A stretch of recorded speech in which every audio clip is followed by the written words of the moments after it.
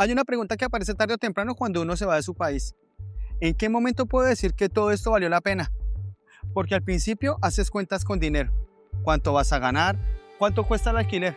¿Cuánto puedes ahorrar? Pero después empiezas a hacer otras cuentas. ¿Cuántos cumpleaños te perdiste? ¿Cuánto tiempo llevas lejos de tus padres? ¿Cuántas veces tuviste que empezar de nuevo? Y entonces descubres que emigrar no se mide únicamente por cuánto ganas, sino también por cuánto tiempo necesitas para sentir que la vida que construiste compensa de alguna manera la que dejaste atrás. Así que hoy quiero intentar responderte una pregunta aparentemente sencilla. ¿Cuántos años tienen que pasar para que emigrar a Canadá valga la pena? Hay un dato que puede hacer que esa pregunta dé un poco de miedo. Un análisis de Statistics Canada encontró que entre inmigrantes que llegaron sin experiencia laboral canadiense previa, la diferencia de ingresos frente a personas nacidas en este país podía tardar aproximadamente entre 11 y 13 años en desaparecer. 11 o 13 años. Si tú tienes 35 cuando llegas, estamos hablando de acercarte a los 50. Y si tú vienes con hijos pequeños para entonces, probablemente ya serán adolescentes o estarán entrando a la universidad. Escuchado así, parece una sentencia.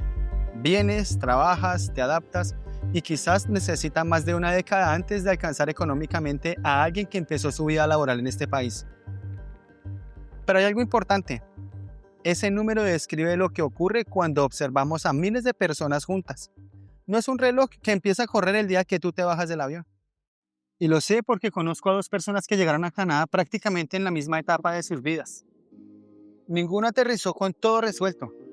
Tuvieron trabajos, dudas, ajustes y momentos en los que probablemente tocó aprender rápido. Pero hoy, apenas 4 años después, cuando hablo con ellos, no siento que estén esperando que algún día la experiencia valga la pena. Los dos sienten que ya construyeron algo que les pertenece. Lo interesante es que llegaron hasta ahí por caminos completamente diferentes. El primero es un ingeniero industrial. Llegó con estudios, experiencia y una profesión que conocía muy bien, pero bastante pronto comprendió que había una barrera entre la experiencia que traía y las oportunidades laborales a las que podía acceder aquí. Y ese fue el idioma, así que se tomó el francés muy en serio. No para añadir una línea bonita a su currículum, sino para competir por trabajos en donde definitivamente lo que ya sabía podía servir y tuviera peso. Y esa decisión terminó cambiando su trayectoria. Una empresa grande lo contrató precisamente porque podía combinar su experiencia laboral anterior con una capacidad que había desarrollado después de haber llegado. Y ahí hay algo que me parece muy importante. Él no borró su vida profesional anterior. Él identificó una distancia concreta entre donde estaba y a donde quería llegar. Y trabajó sobre esa distancia antes de acostumbrarse a vivir con ella. La historia del segundo amigo es completamente diferente.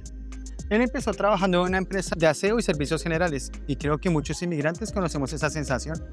Consigues un primer empleo y aunque agradeces tenerlo, mentalmente lo clasificas como algo provisional. Este es mientras aparece lo mío, mientras mejoro el idioma, mientras consigo algo mucho mejor. Para él podría haber sido exactamente eso, cobrar, cumplir y seguir buscando la salida.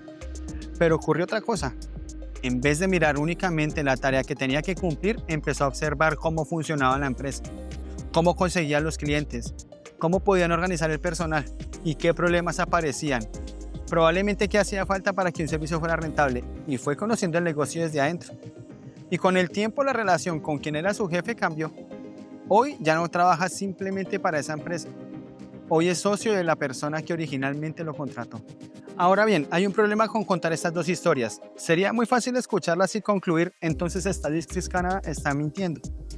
O peor, si ellos pudieran hacerlo, en 4 años cualquiera lo puede hacer.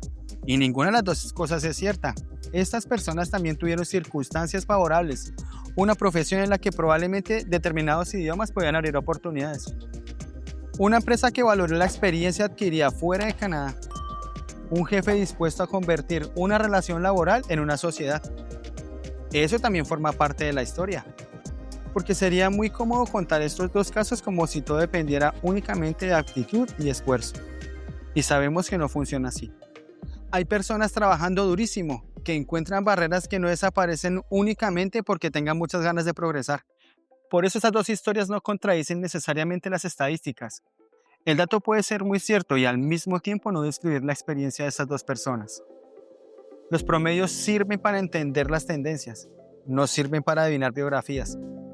Dentro de una misma cifra cabe quien encontró estabilidad relativamente muy rápido y quien tardó probablemente 15 años y quien todavía intenta recuperar el nivel profesional que tenía antes de llegar a este país. Cuando juntamos esas vidas, aparece solo un promedio. Pero hay algo que olvidamos. Nadie vive en promedio.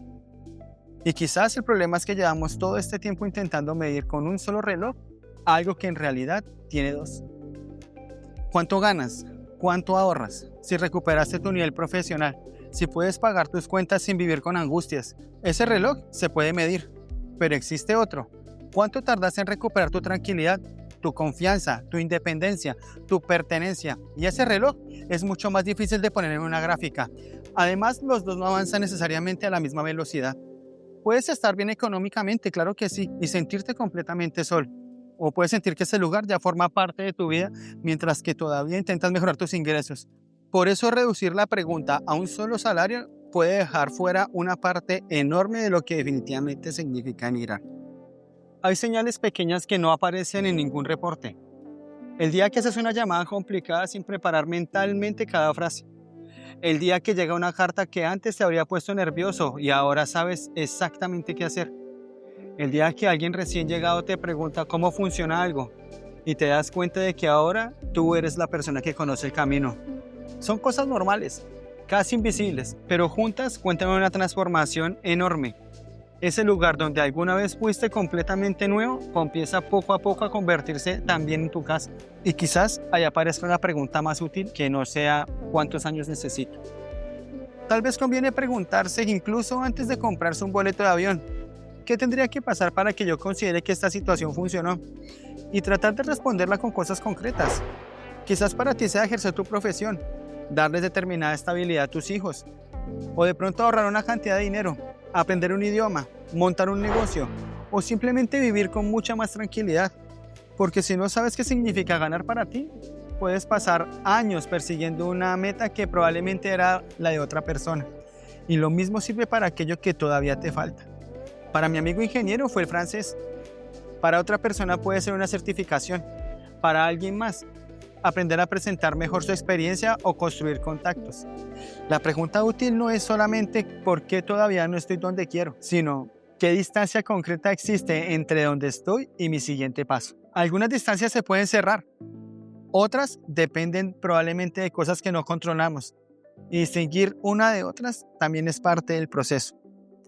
Si estás haciendo tus propias cuentas antes de venir a este país o si ya estás aquí intentando entender cuánto camino te falta, prepara una guía para calcular tu propio punto de equilibrio. Ingresos, gastos, tiempo y expectativas. No para decirte que en 4, 7 u 11 años todo va a estar resuelto. Precisamente para lo contrario, para que una decisión tan grande no dependa únicamente del promedio de otra persona. La tienes aquí en el enlace de abajo por si de pronto quieres hacer ese ejercicio con mucho más calma.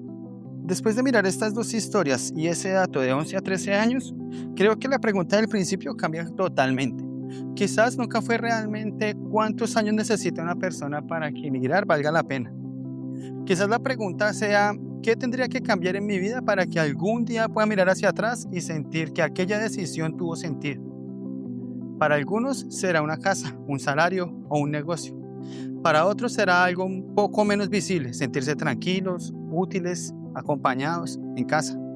El calendario puede decirte cuánto tiempo llevas en Canadá, pero solamente tú puedes decidir que ese tiempo valga la pena o no. Y si este contenido te gustó y quieres apoyar el canal, aquí abajo tienes el botón de gracias. Ese apoyo nos ayuda a seguir creando videos como este y a continuar haciendo crecer esta comunidad. Y si todavía no te has suscrito, suscríbete y activa la campanita para que no te pierdas ninguno de los próximos videos. Gracias por haber llegado hasta aquí. Merci beaucoup. A la prochaine. Bye. Chao.